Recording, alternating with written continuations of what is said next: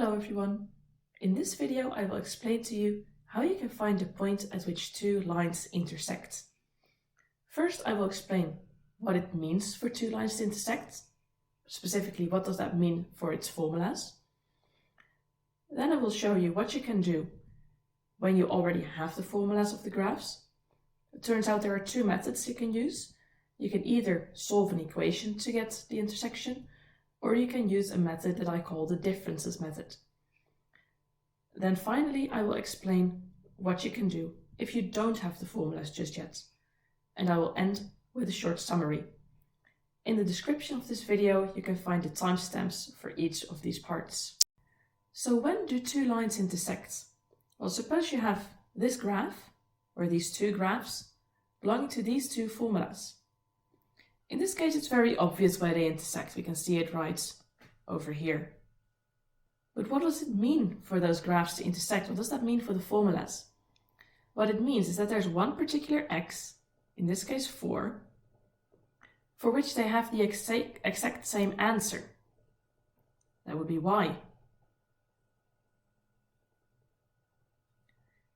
So in terms of our formulas, what we can say is that 2x minus 3, which we know equals y, is actually the same as x plus 1, because that is also y.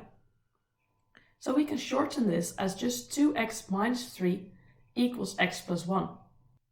We can always do this when we try to find the intersection of the graphs of two formulas. We simply take the two formulas and make them equal to each other. 2x minus 3 equal to x plus 1. And then it's simply a matter of solving the equation. So let's do that to remind ourselves.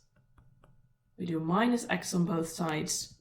We end up with x minus 3 equals 1. And then we add 3 on both sides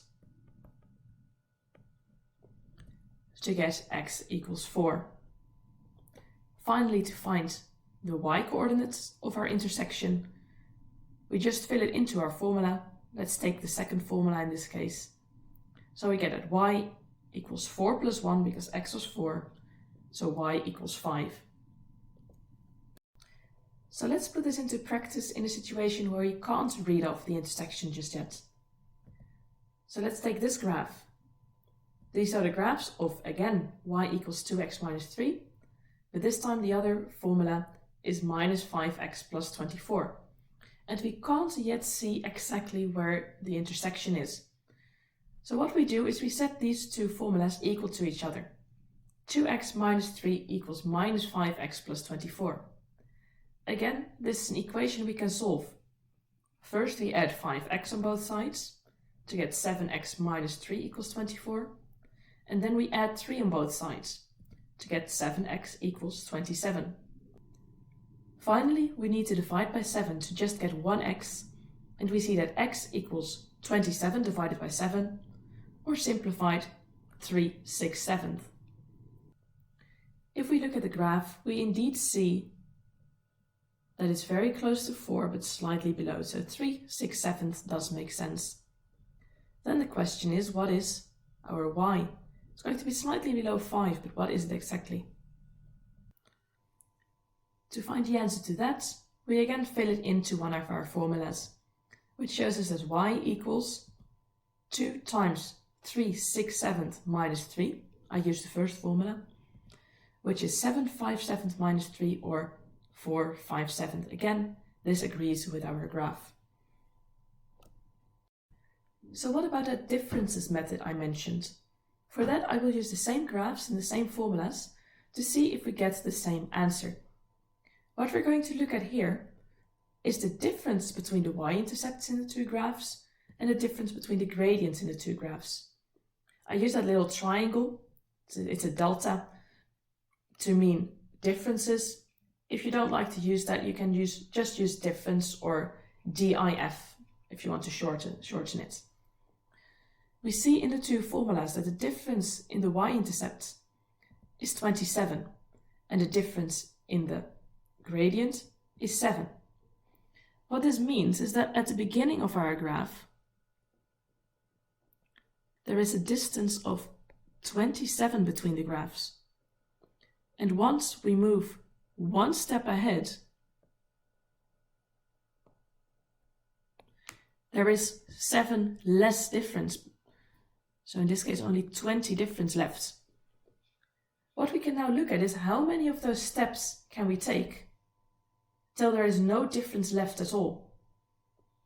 We can find this number by dividing that difference in y-intercept, that 27, by the difference in gradients. Because how many steps of 7 can we take till that 27 has completely disappeared? That will give us the x value of the intersection. So x equals y-intercept divided by gradient, 27 divided by 7. So again we see 3/6/7. For y there is no new method, we simply have to fill it into one of our formulas.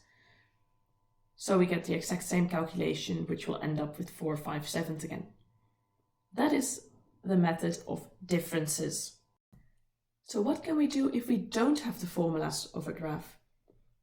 In that case, we can try to make those formulas, or we can try to use that differences method without having the actual formulas. However, in both cases, we do need to find the y-intercepts and the gradient of these two graphs. Now, the y-intercepts are easy here. We see 12 and 4. The gradient of the first graph, starting at 12, is also quite easy. We see that if we take one step to the right, we go 2 down from 12 to 10. So for the first graph, we have a gradient of -2 and a y-intercept of 12. For the second one, the gradient also isn't very difficult, but is slightly harder, because we see that if we take 2 steps to the right, we also go 2 up from 4 to 6. So that means for 1 step to the right, we go 1 up, meaning the gradient is 1 and the y-intercept is 4. So let's not make formulas in this case. Let's try to use that differences method again. We need, again, the difference in the y-intercept, the difference in the gradient. In the y-intercept, we see the difference in this case is 8, difference between 12 and 4. The difference in the gradient this time is 3, difference between -2 and 1. So to get x, we again divide the y-intercept by the gradient, and we find that x equals 8 divided by 3, or 2/3. Finally, for y, again, there isn't really a trick. The only thing we can say is that if we take the second graph, it starts at 4, and it just goes 1 up every time. So for y, we need 4 plus 2/3, which gives us a y of 6/3. If the formulas are not this easy and you can't immediately see how to calculate y, you will have to make a formula for at least one of the graphs. But you can use the difference method without knowing both formulas. So to sum it all up, when do two lines intersect? They intersect when they have the same answer, or the same y, which means we can set them equal to each other to find the intersection. Then what do you do if you have the formulas? You can either set them equal to each other, which gives you an equation you can solve, or you can use the difference method. Find the difference in the y-intercept, find the difference in the gradient, and divide the difference in the y-intercept by the difference in the gradient. This will give you your x value.